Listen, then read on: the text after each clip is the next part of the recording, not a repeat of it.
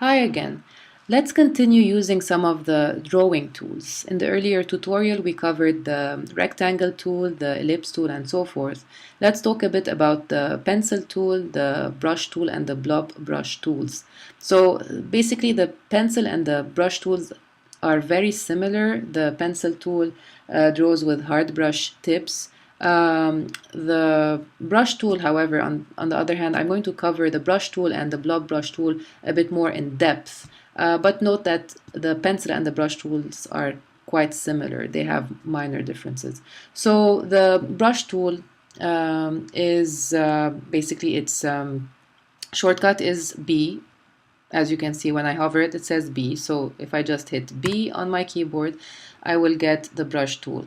I happen to have this purple color here on the stroke of my color palette. So whatever I change it to, let's say I change it to red or anything, that's the color with which my brush tool will basically show. So let me go ahead and draw a random shape on the artboard. So for example, this shape. And as you can see, it came in red. And if I select it, what I do quickly to select something, I just do Command A, which is basically selecting everything on my artboard. So I just selected that shape, and then I can go into my swatches palette, which happens to be open. If again you wonder where this panel is, it's under Window Swatches. So I can change the color of red to blue, turquoise, green, whatever you want. So that's wonderful, not rocket science, quite easy. Let me show you though what's happening. If I go to preview mode, what is preview mode? Preview mode is the following. Let's hit Command Y. I want to deselect, but just by clicking outside, which I just did, and I'll go to Command Y, and it's going to show me the shape that I just drew. As you can see, it's made up of a thin line. Okay, now I want to go back to my original mode, so I will hit Command Y one more time.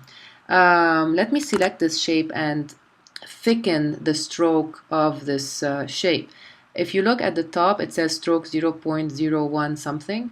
Let's put that up to, I don't know, 0.125 or any size you want. Actually, you can just select it from here and write your own. So let's say 0.2 in my case, 0.2 inches. All right, so this is the shape that I have. Now, if I go to preview mode again, so Command Y, you will still see the thin line that's making up this shape. Okay, even though it looks quite thick when I'm on my normal view and outside of preview mode. So let me click outside now and show you something else. I'm going to take the brush tool again and just draw this random line, and then I'm going to select it. So how do I select this? You know, there's a shortcut. I can go back to the selection tool, select the selection tool, and then click on it. Or it's great to learn shortcuts. If I'm already on the brush tool and I don't want to go back and forth to the toolbox, I just hit Command, right? Every time I'm on one of these tools and I hit Command, the tool that I'm on will automatically change to the selection tool. So I'm hitting Command, the brush tool will change to the selection tool, and that's how I can select just by clicking this object. Okay, what I'm going to do with this object is just remove the color. I have green, I want to get rid of the green, so I'll go to my color palette at the bottom of my toolbox and hit None.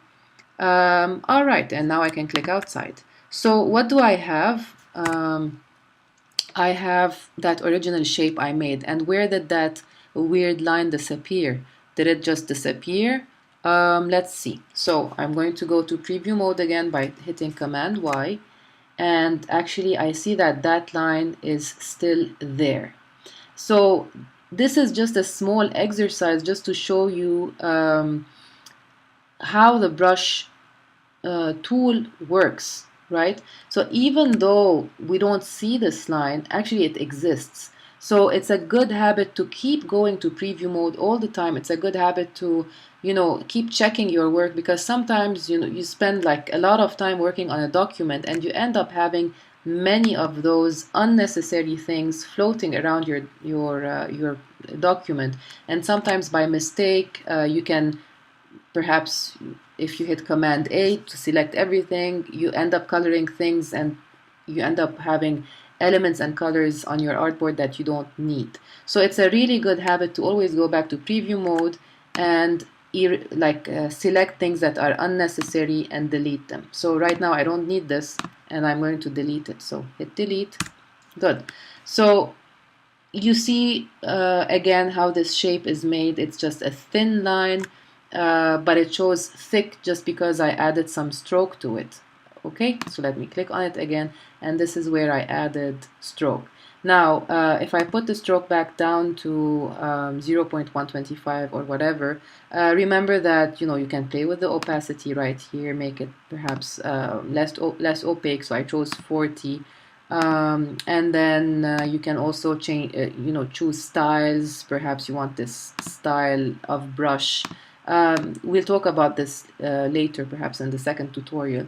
But basically all the options that you want are listed for you at this very top panel.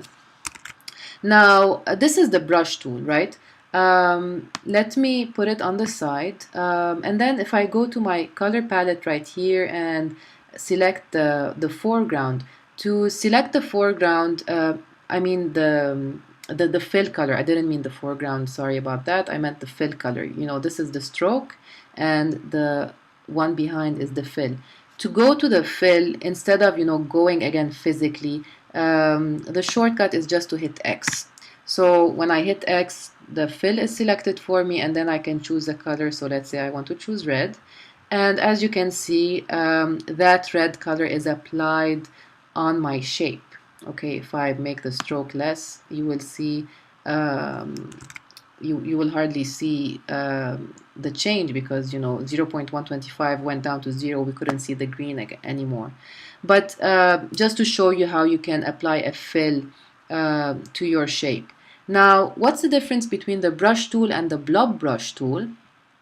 Let me go to the blob brush tool and select it, and now draw another shape. Let's say the same one, the shape of this letter L, if you will. So I'm going to do this. Okay, and then let me look at preview. So I'm going to hit Command Y. Now you see the difference, right? The difference between the brush tool and the blob brush tool is that the brush tool is going to draw the shape that I make with a thin vector-based line, while the blob brush tool is going to fill it for me. And as a beginner in Illustrator, you might think, okay, so why would I need either and when? Well, I'll show you how and why this is quite useful actually. If I go back to my normal view, let's say as a designer I want to do a certain thing. Let's say I want this upper part of the shape, I want to get rid of this this little petal leaf-like thing, and just have all green over there, right? Or maybe I want to make this edge thicker. Let's choose the second option. Let's say I want to make this edge thicker. If I choose this direct selection tool, which I haven't covered yet in detail, but I will, but just to show you the difference, and I click on this edge, actually on this vector point and this vector point, I can basically play with my shape, right?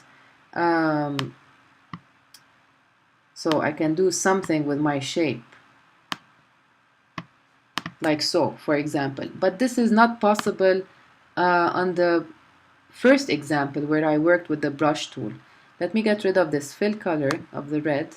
And right here, for example, if I want to do something similar, like make this part thicker or add something, there's no way, because the minute I touch this vector point, Again, I will cover vector points and using the direct selection tool in another tutorial. But the minute I try to make it thicker in my mind, you know, the whole shape is going to get distorted. So it's obviously a matter of experience. The more you work with this, the more you understand the usefulness of each.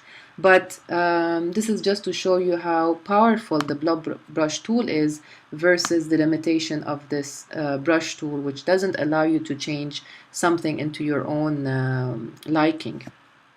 You can also, you know, maybe I don't want to, as I mentioned earlier, maybe I want to get rid of this petal-like thing, so I can just, you know, click on it and delete and so forth. So things like that. Now, there is a way, however, to change this shape that we drew with the brush tool into becoming a filled shape, the way the blob brush tool was, and that's by going to Object, Expand Appearance. Okay, and as you can see now, if I go to preview mode, you will see that it transformed into a filled object and no longer a stroke. So now there's I don't have the option of making this thicker or thinner because it transformed into a filled shape and no longer a stroke shape. So I encourage you to work on these examples and practice a bit. You'll get a feel of how very useful they are.